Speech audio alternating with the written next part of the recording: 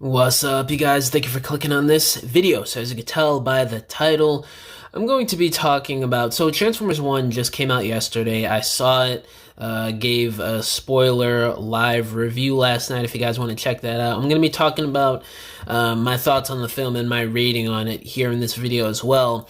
But mainly, I also want to talk about what this movie can mark for the future of Transformers movies, whether it's animated or live action, especially due to what Lorenzo de Bonaventura has been saying the last few weeks due to the positive reception of Transformers 1, how they are going to be following more in line with how this movie treats the Transformers and the screen time. So I kind of want to delve into that a bit more, kind of discuss that in this video on just some of the shifts we're probably going to see in the future with any other Transformers movie coming out that kind of wants to follow in line with Transformers 1 to kind of gain that similar reception and hopefully box office return. I mean, it's still really early, but we're going to have to wait and see on how much money this movie actually makes.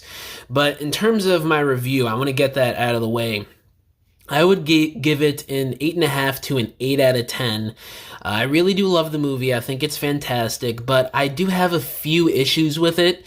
I would say the way they portrayed Megatron and Optimus's kind of friendship fail is a little forced at times. I feel like there should have been some extra scenes here and there of them really talking things out and expressing themselves on why they disagree on certain things in the moment. I really do feel like that was missing because it really just portrays Optimus as somebody who just didn't really want to understand what Megatron was going through, because I mean, obviously when you first find out that Sentinel Prime, a transformer that you looked up to your whole life, you thought was this perfect leader that could do no wrong, and that was such an admirable bot.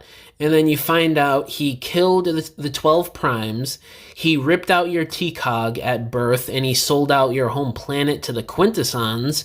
That is insane. So in the moment, in the beginning, in the middle of the movie, you could really understand what Megatron is going through mentally, this duality that is building within him to kind of just be the regular robot he's been his whole life, or kind of face his anger and let it consume him due to what's been going on the planet.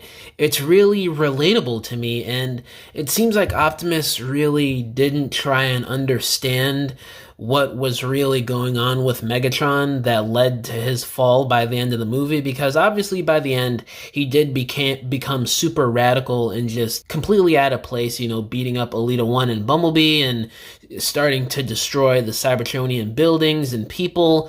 So at the end, it really did consume him for the worse, but I'm talking specifically towards the beginning and middle. It really felt like the division between Optimus and Megatron was a bit forced to me. And also just the story in general. I mean, how many times have we seen the transfer of Orion into Optimus and D16 into Megatron? We've seen this so many times, not specifically, obviously, D16 into Megatron. There's been a lot of iterations where he's always been called Megatron, but there's also been some where he's been called D16 originally. So, but you guys know what I'm saying. We've seen this story done so many times in Transformers lore and media that it just feels kind of, I don't want to say boring to watch, but it feels repetitive in a way that, I don't know, maybe they could have found a different story to tell in the early years of Cybertron.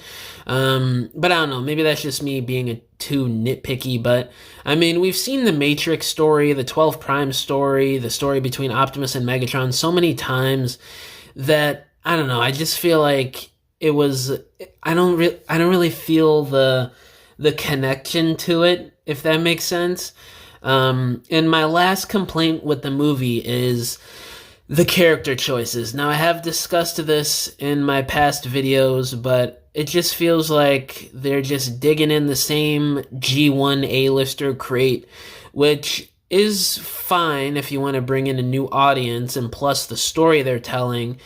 But I mean, Bumblebee as one of the originals and all these background characters, they're all mostly just from the G1 universe. I really would have preferred it if it was more of a mix of every different type of iteration of characters brought into one movie, which they obviously did still do, but not to the extent that I was kind of hoping for. I mean, they did mix some lores, they did put in some other characters from other iterations like Unicron Trilogy, Prime, but I feel like it was still so original 1984 and 1986 movie G1 character based that I don't know, it got a little boring for me to see the same characters over and over again that we've been seeing the last 20 years since this big overhaul of just straight G1. But the characters were well done, you know, especially Bumblebee. He's the one that stuck out to me the most. That's like, did we really need Bumblebee in this? He's just a comedic relief that really isn't funny half the time and really didn't bring anything new or unique to the story at all. You could have really just taken out Bumblebee and the movie really wouldn't have made much of a difference, you know? So the character choices, the relationship split between Optimus and Megatron seeming a bit forced at times, and the same old story basically that we've seen dozens of times at this point. Those are my three main issues, but again, I really do love the movie. 8 to an 8.5 out of 10. If you haven't seen it in theaters yet, please do go out there and support this movie, buy a ticket so we could get a sequel, because it seems like they really do have great things planned to do a sequel. But moving on to the second half of the video, what this means for the future of the Transformers franchise. So it's definitely going to be focusing more on the Transformers themselves as characters with emotion, and the story more so revolving around the characters, especially when it comes to the live action stuff. We've already heard Lorenzo talking about this, even though it took over 20 years for him to learn this lesson. At least we're finally going to be getting this, it seems like, even in the live action movies going forward, which is great. I'm really happy about this. Obviously, it's called Transformers. They're the main characters, so this should be a given. So I'm glad they're finally going in this direction, more so than they already have been before in the past. Better stories that are more concise and just, I guess you could say, more relatable and a bit less cluttered. I feel like they're really going to try and go down that path, especially with some of the complaints with Rise of the Beast being a bit too cluttered story-wise.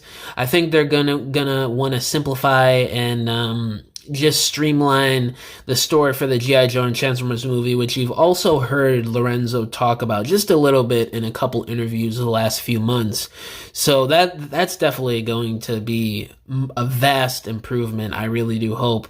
And in terms of the characters, I think they're overall just going to be more rich and just better in terms of, you know, dialogue and really setting apart the personalities, because I feel like Transformers 1 did that really well, and also Rise of the Beast did that pretty well too. So I think that's something that they'll definitely continue to work on in the movies going forward, especially with how positive the reception is with that, with Transformers 1.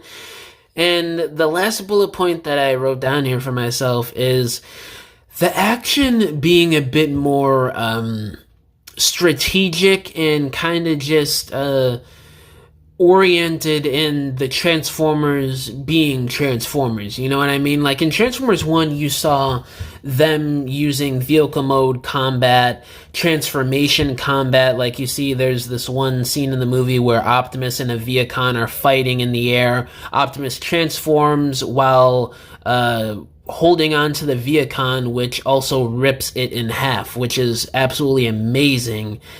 So I really do feel like they're going to be leaning more into that realm of action and fighting scenes with the Transformers, which they've already started to do in Bumblebee and Rise of the Beast, but I really do feel like they're going to delve even more into that with the sequels to Transformers 1 and probably with the G.I. Joe and Transformers movie, which is especially going to be really awesome and just straight brutal to see in live action, you know, vehicle mode combat and transformation combat. It's a really underrated and underused version of action and combat style in Transformers that I really think should be used a lot more. Whether it's with the movies, the cartoons, or the comics, it is something that I feel like is really underused, and I cannot wait to see them do it more, you know. But yeah, those are the 4 main points that I really wanted to hit in this video on things that I think are really going to change with the Transformers movies going forward due to the positive reception of Transformers 1. And pretty much all these things are points that Lorenzo have already started to talk about in interviews. So I'm really excited to see what they do with the Transformers movies going forward. They have a good stepping stone right now, so I hope they keep at it. But yeah, guys, let me know down in the comments below. How do y'all feel about Transformers 1? What will you rate it out of 10 or out of 5? All my social medias are linked down below, including my email if you guys want to hit me up about business inquiries, if you want to message me about whatever, or if you want to commission a diorama from me, because I make dioramas for people for their stop motions, photography, or just regular display shelves in your homes. You can either hit me up on any of my social media accounts or just email me and we can work out a deal. But yeah, guys, thank you for watching this video. Catch y'all in the next one. Bye!